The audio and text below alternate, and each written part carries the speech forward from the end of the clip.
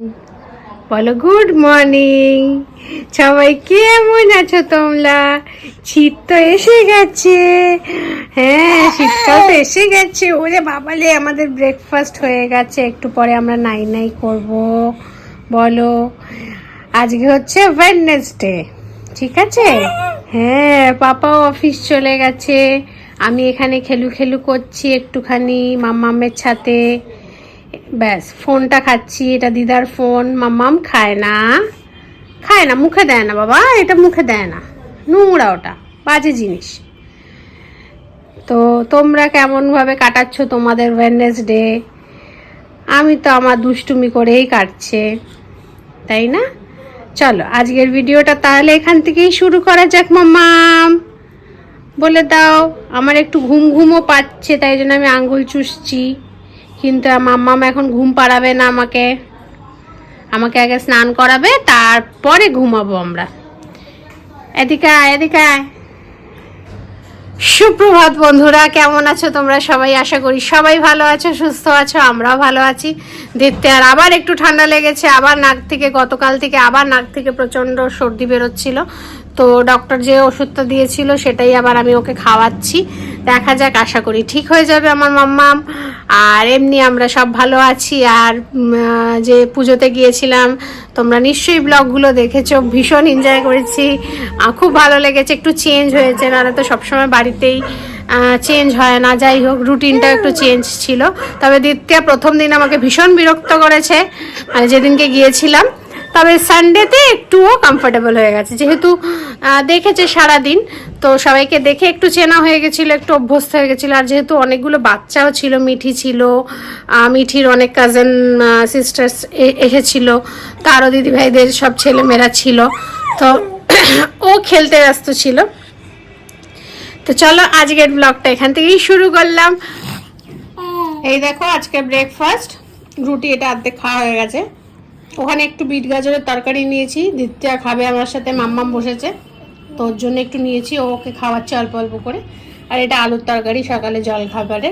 আর এর সাথে হচ্ছে 1 কাপ গরম গরম চা। চলো দেখি, আমার 1 কাপ গরম গরম চা। আর একজনকে দেখে, ও মাম্মাম, এদিকে পাপা চা খায় না, আর এদিকে মেয়ে চা খাওয়ার জন্য ব্যস্ত হয়ে ওঠে, জানো? হ্যাঁ, গরম চা বাবা, এক্ষুনি হাতটা যেত। আচ্ছা ছাড়ো, পরে তোমাদের সাথে ভিডিও করছি। এই দেখো, আমরা রেডি হয়ে গেছি, আমরা চান ঠান করে নাই নাই করে একদম রেডি। আর আমরা খালি এই ডাব্বাটার প্রতি আমাদের ভীষণ আকর্ষণ। এখানে আমাদের সমস্ত কিছু থাকে, এটা মাছ ধরতে দেয় না, তাই জন্য এটার দিকে ছুটে ছুটে যাই। এগুলো রাখো মামাম, এগুলো তোমার গার্ডার, ঠিক আছে? চলো চলো, এবার পাশের বাড়ি মামা মামি বাড়ি চলো। ওখানে মা দিয়ে আসবে, তারপরে মা সব কাজ করবে, আমি ওখানে গিয়ে ঘুমাবো, তারপরে আমি আবার ফিরে আসবো দুপুরবেলা লাঞ্চের টাইমে, ঠিক আছে? তখন তোমাদের সাথেও দেখা করবো। এই দেখো, আজকে আমাদের লাঞ্চ কি আছে, এটার মধ্যে খিচুড়ি সব সবজি দিয়ে আর ডিম সিদ্ধ। আর এই যে আমাদের মাম্মাম খাবার জন্য, ও বাবা ডিমের মধ্যে হাত দিছে গো, ঘুম থেকে উঠে গেছে মাম্মাম। আর ঘুম থেকে উঠেই এটা নিয়ে খেলা করছে। এটা আমার ড্রাই ফ্রুটস রাখার বাক্স, তো এটা আজকে ধুয়ে দিয়েছিলাম, এর মধ্যে রাখবো। আপাতত ওকে দিয়েছি খেলার জন্য। আর পিছনে জামা কাপড়ের একদম বান্ডেল হয়ে রয়েছে, এগুলো সব আয়রনে যাবে, ওগুলো সব দিতে হবে, এখনো দেওয়া হয়নি। কখন যে কি করবো বুঝতে পারছি না। চলো ফার্স্টে ওকে খাইয়েই নি আগে, চলো আগে খেয়েই নি আমরা, তাই না মামা? চলো, একটা ডিমের অমলেট বানাতে এসেছি। মেয়ের খাওয়া হয়ে গেছে, এবার আমার খাওয়ার পালা। তো একটা ডিমের অমলেট বানিয়ে নেবো। হ্যাঁ, পাশের বাড়ি অমলেটের টেস্টটা একদম অ্যাকুরেট থাকে, ভালো লাগে খেতে। তোমরা কারা কারা এভাবে ডিমের অমলেট খাও আমাকে একটু নিশ্চয়ই জানিও। আর পেঁয়াজ দিয়েও ভালো লাগে, তবে পেঁয়াজ ছাড়াও আমার বেশ ভালো লাগে। এগুলো পাওয়া যায়, ওইগুলোর যে ডিম টোস্টের যে টেস্টটা, সেই টেস্টটা কিন্তু বাড়িতে আসে না। বলো বন্ধুরা, তোমরা কারা কারা একমত, কারা কারা আমার মতন ওরকম রাস্তার ধারে কোয়ার্টার পাউরুটি সেকা ঘুগনি দিয়ে বা ডিম টোস্ট খেয়েছো বা খাও এখনো, আমাকে অবশ্যই জানিও। এটা একটা ইমোশনের জায়গা। যতই আমরা রোল, চাউমিন, মোমো, যতই বার্গার, যতই ফ্যান্সি খাবার খাই না কেন, এগুলো যেন এক একটা ইমোশনের জায়গা। এগুলো যেন কখনোই পুরনো হয় না। আর ভীষণ মানে কম পয়সায় একদম হেলদিও বলা চলে, আর তার সাথে পেট ভরা খাবার পুরো। তো কারা কারা খেতে পছন্দ করো অবশ্যই জানিও। আমি তো ভীষণ পছন্দ করি, ইভেন আমি এখনও খাই যদি সুযোগ পাই। তো চলো, এটা আমার মোটামুটি হয়েই গেছে, এবার খেতে বসি। এই দেখো, এটা আজকে আমার দুপুরের লাঞ্চ। সাদা ভাত, তার সাথে এটা একটু সিম পাতুরি, মানে সর্ষে পোস্ত দিয়ে না, ওটা ছাড়াই। আর এখানে আছে বিট, গাজর, আলু, সয়াবিন সব দিয়ে একটা তরকারি, আর ডিমের অমলেট, আর এখানে আছে ডাল। চলো সিম্পল লাঞ্চ করে নিই। এই দেখো, খাওয়া দাওয়া হয়ে গেছে দুপুরে। তো খাওয়া দাওয়ার পরে চলে এসেছি এই মশলাটা বানাতে, ভাজা মশলা যেটা আমি বানিয়ে রেখে দিই। এটা আমার শেষ হয়ে গেছে। তো এর মধ্যে আছে ধনে, জিরে, গোলমরিচ, মৌরি, শুকনো লঙ্কা, আর কয়েকটা গরম মশলা, মানে গোটা কি বলে এটাকে, এলাচ, একটু দারচিনি, একটু লবঙ্গ, ব্যাস। এটা একটু সামান্য একটু নুন ছিটিয়ে নিয়েছি। এটাকে এবার ভালো করে ড্রাই রোস্ট করে নেবো। এটা তোমাদের দেখানোর জন্য আমি আলাদা আলাদা করে রেখেছি। এবার আমি সবটা একসাথে মিলিয়ে দিচ্ছি, না হলে ভালোভাবে এটা ইকুয়ালি ড্রাই রোস্ট হবে না। আর নুন দিয়ে এটা একটুখানি করছি, তাতে বোধহয় ভালো হয়। এটা আমারও জানা ছিল না, আমি এটা ইউটিউব দেখেই শিখেছি যে একটু নুন দিয়ে মশলাটা ড্রাই রোস্ট করলে ঝরঝরে হয়। নুনটা আসলে ময়েশ্চারটা টেনে নেয়।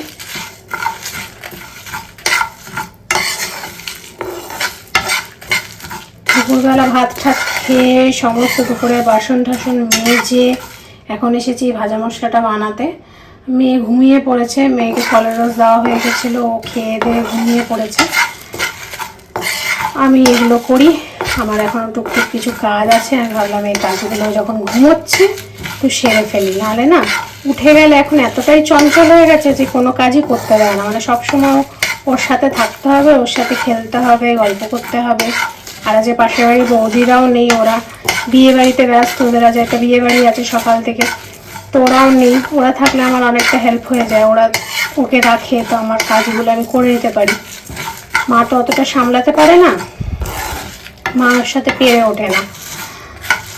তো তাই জন্য আজকে ভাবলাম এখনই করে নিই। আর এই যে বাসনগুলো এখানে সব ধুয়ে টুয়ে রেখে দিয়েছি। ওই ডাব্বাগুলো ফাঁকা হয়ে গেছিলো, সর্ষের তেলের ডাব্বা, সমস্ত কিছু মেজে ঘষে রেখেছি। চলো এটা বানিয়ে নিই, এরপর একটুখানি চাটনি বানিয়ে রাখবো ভাবছি। আর যে মালাইটা, এই দেখো ড্রাই ফ্রুটসগুলো আমি ডাব্বায় ঢেলে নিয়েছি। এই মাসে এখন আনা হয়নি, অল্প অল্প যেটুকু ছিল আমার কাছে সবটা আমি ডাব্বায় ঢেলে রেখে দিয়েছি।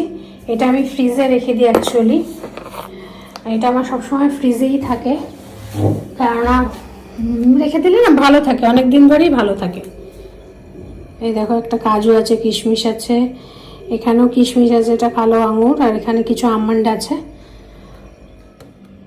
আর এই বয়ামটায় রেখে দিয়েছি কিছু ডেটস, মানে শুকনো খেজুর। এটা ওই মেয়েকে মিষ্টির জায়গায় এটা ব্যবহার করি মাঝে মধ্যে। এই দেখো কড়াইতে সর্ষের তেল গরম হয়ে গেছে। এবারে আমি এর মধ্যে দিয়ে দিচ্ছি দুটো শুকনো লঙ্কা আর সামান্য পরিমাণে পাঁচফোড়ন। খুব বেশি দেবে না, অল্প করেই দেবে। আর আর এখানে কেটে রেখেছি খেজুর আর আমসত্ত্ব, আর আমার কাছে দুটো আলু বোখারা ছিল, সেটাও দিয়ে দিয়েছি। ওটা দিলে বেশ একটু টকটক ভাব হবে, নাহলে আমসত্ত্ব তো এমনিতেও টকটক হয়।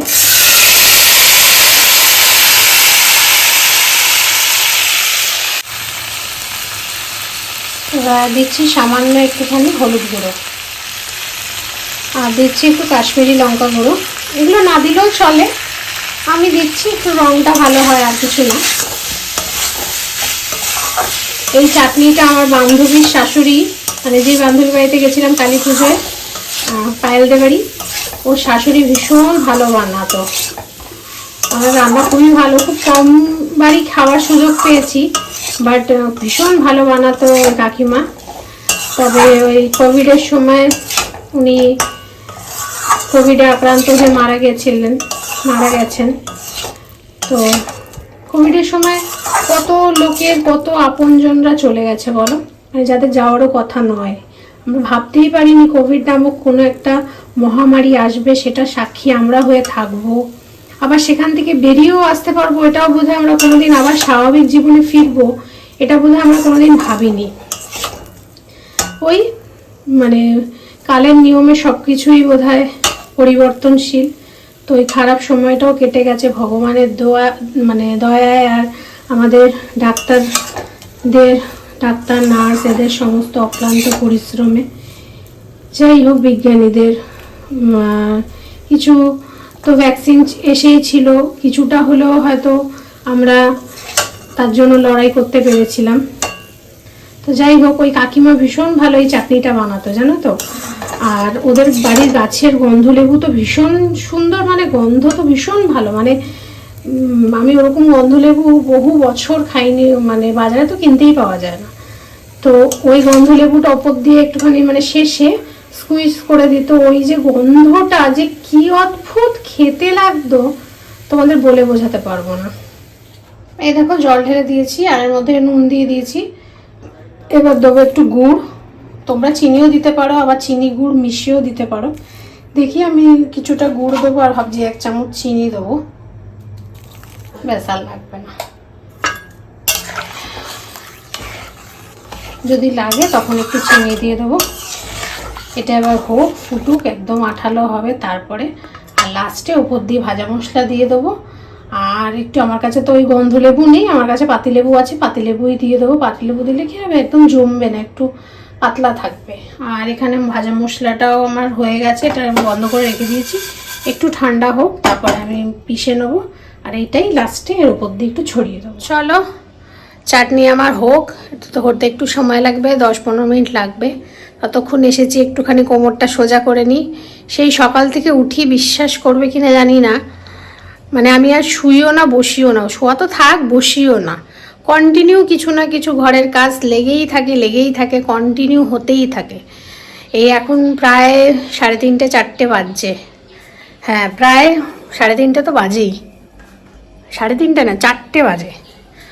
তো এখন যদি একটুখানি সোজা না হই না 10-15 মিনিট, তাহলে দ্বিতীয় যে কোনো টাইমে উঠে যাবে, উঠে গেলে ব্যাস আর ও আমাকে শুতে দেবে না। তো ভাবলাম এই জন্য এই রুমে এসেছি, ওই রুমে থাকলে আওয়াজে উঠে যাবে, তাই জন্য এই রুমে একটুখানি শুয়ে নিই। ওইদিকে আমার চাটনিটা একদম সিমে বসিয়ে এসেছি, ওটাও হয়ে যাবে। আর চাটনির রেসিপিটা আজকে এই কারণেই দিলাম, আমার কাছে একজন চেয়েছিল, তো সে যদি ভিডিওটা দেখছে তো আশা করি এবার বুঝে গেছে কীভাবে এই চাটনিটা করতে হয়। খুবই সিম্পল, কিছুই না, খুবই সাধারণ জিনিস, সব ঘরের জিনিস দিয়েই হয়ে যায়, শুধু খেজুর আর আমসত্ত্বটা কিনে আনতে হবে। এটার মধ্যে টমেটো দিয়েও করা যায়, আমি টমেটোটা করি না, শুধু খেজুর আমসত্ত্ব দিয়েই করি, আমার ওটা বেশি পছন্দের। তো চলো আর বকবক করবো না, একটু শুয়ে নিই। এই দেখো চাটনিটা কিন্তু আমার হয়ে গেছে অলমোস্ট, ঠিক আছে। এবার এই সময় একটুখানি নুন মিষ্টিটা একটু চেখে দেখে নেবে, কারণ নুন মিষ্টির ব্যালেন্সটা ভীষণ দরকার চাটনিতে, নুন মিষ্টিটাই আসল জায়গা। তো আমি একটু দেখে নিয়েছি, তো আমার নুনটা একটু কম ছিল, তো আমি আর একটু নুন দিয়ে দিয়েছি, আমার রান্না একটু নুন কমই হয়। তো আর এই যে একটা লেবু আর্ধেক করে নিয়েছি, এবার এটা উপর দিয়ে একটু রসটা দিয়ে দিলাম, বন্ধ করেও দিতে পারো, গ্যাসটাও বন্ধ করে দিলাম কারণ এটা হয়েই গেছে। লেবুর রসটা দেওয়া থাকলে কি চাটনিটা একদম জমে যাবে না।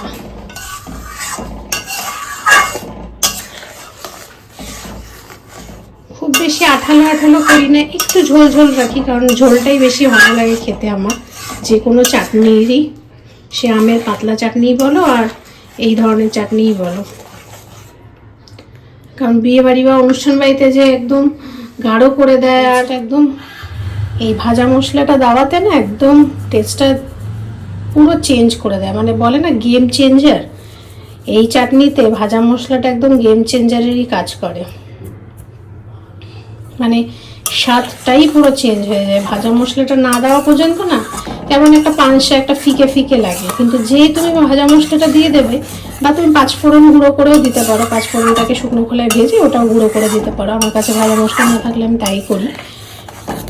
তো একদম পুরো টেস্টটাই চেঞ্জ করে দেবে এই ভাজা মশলাটা।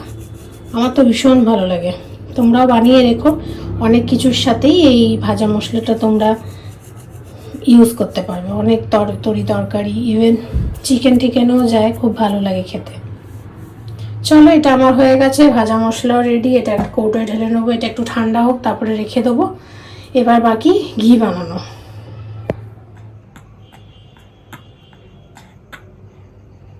এই দেখো তোমরা সবাই, আমি তো দিত্যাকে খাবার দিই না, ওই জন্য দিত্যা কাপড় খাচ্ছে গো। দেখেছো তোমরা? দেখেছো কি কাপড় খেতেই ব্যস্ত। এখন সন্ধে হয়ে গেছে, ওর টিফিনও খাওয়া হয়ে গেছে, তারপরেও কাপড় খাচ্ছে। ড্রেস ফ্রেস সব চেঞ্জ করে ঝুটি টুটি বানিয়ে দিয়েছি।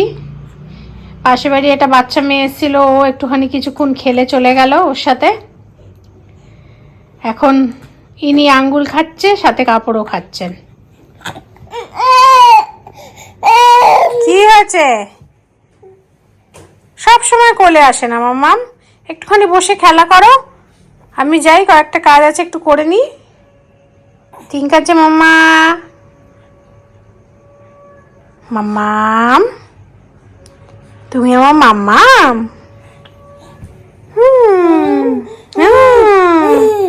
আচ্ছা আচ্ছা, ঠিক আছে, করে নেবো।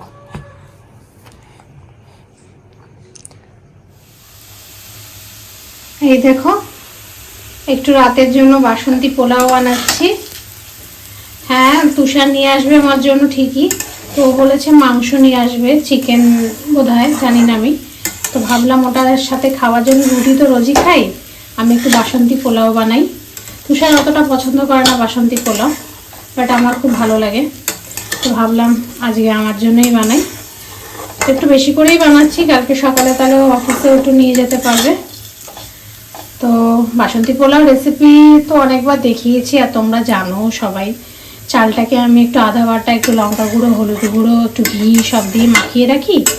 তারপরে তেলের মধ্যে একটু গোটা গরম মশলা, একটু তেজপাতা, একটু ড্রাই ফ্রুটস দিয়ে একটু ভেজে চালটা দিয়ে দিলাম। এবার চালটা ভাজা ভাজা হলে গরম জল দিয়ে দেবো। এখানেও অলরেডি গরম জল বসিয়ে দিয়েছি ফোটার জন্য। যতটা চাল তার ডবল জল। এখানে আমি 1 গ্লাস চাল নিয়েছি, তো 2 গ্লাস জল, গরম জল নিতে হবে। আর নুন দেবো, আর চিনিটা লাস্টের দিকে দেবো, চিনিটা এখন দেবো না। তো হয়ে গেল। নামানোর আগে একটু ঘি দিয়ে দেবো, আর একটু গরম মশলা গুঁড়ো দিয়ে দেবো, ব্যাস। আর দিত্যা এদিকে ঘুমিয়ে পড়েছে। দিত্যা ঘুমানোর জন্য বায়না করছিল, তোকে একটুখানি ঘুম পাড়িয়ে দিয়েছি। আর আমার বড় পিসি আর ছোট পিসি সারপ্রাইজ ভিজিট এসছে, একটু পাশে বাড়ি গেছে বম্মাদের সাথে দেখা করতে, তা আবার আসবে। তো এলে আবার একটুখানি চা বসাবো। তো এই হলো ব্যাপার। সন্ধ্যের দিক, আজকের সন্ধ্যে, আজ সারাদিনটাই অল্প অল্প করে চেষ্টা করেছি তোমাদের সাথে শেয়ার করা, যা করি।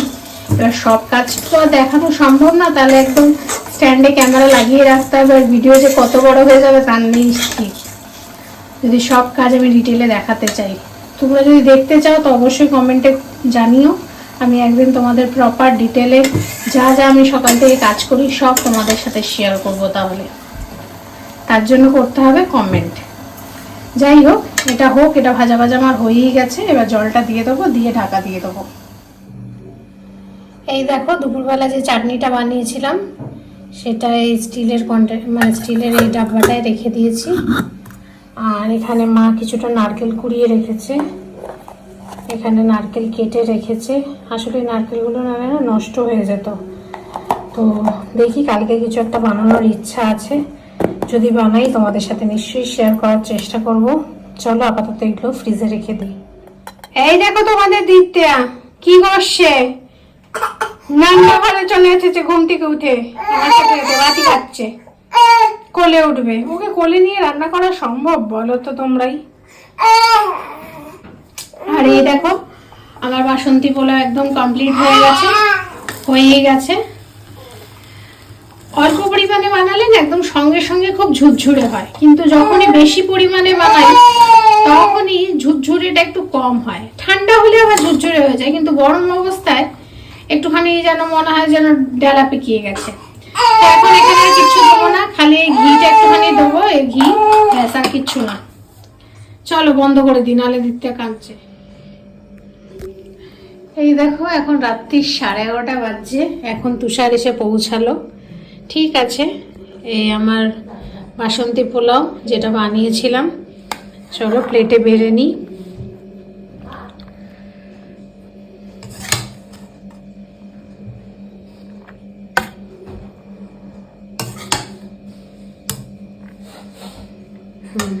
এই আমার বাসন্তী পোলাও, আর তার সাথে লাল লাল ঝাল ঝাল মাটন কষা। কি বন্ধুরা, কেমন লাগছে মাটনটা দেখে? ধাবা স্পেশাল, প্রচণ্ড তেল ছিল, আরও তেলগুলো আমি ফেলে দিয়ে এলাম। চলো রাত্রে ডিনারটা এবার করে নিই, অনেকটা দেরি হয়ে গেছে, 11:30 বাজে। চলো, ব্যাস আর লাগবে না, বাকিটা রেখে দেবো, কালকে খেয়ে নেবো।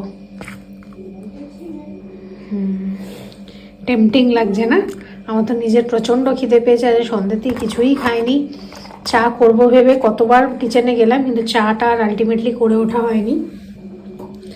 তো যাই হোক, চলো আজকে এর সাথেই, এই বাসন্তী পোলাও আর মাটন কষার সাথেই রাত্রের ডিনার ইয়াম্মিসা। তো এর সাথেই আজকের ভিডিওটাও এখানেই শেষ করছি। কাদের কাদের এই কম্বোটা ভীষণ পছন্দের অবশ্যই জানিও, আর কারা ভাতের সাথে পছন্দ করে সেটাও জানিও, কারা লুচির সাথে পছন্দ করো সেটাও জানিও।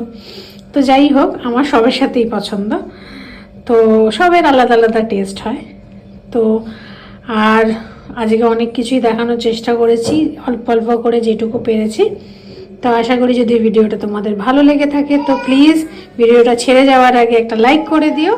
যেটা বলছিলাম, ভিডিওটা ছেড়ে যাওয়ার আগে প্লিজ ভিডিওটা একটা লাইক করে দিও, আর চ্যানেলটায় যদি নতুন হও তো চ্যানেলটা সাবস্ক্রাইব করে নিও, আর এরকম নিত্য নতুন ভিডিও দেখার জন্য নোটিফিকেশন বাটনটা অন করে রেখো। চলো আজকের জন্য এইটুকুই, আবার দেখা হবে নতুন একটা ভিডিওতে। ততদিন সবাই ভালো থেকো, সুস্থ থেকো। Good night, bye bye.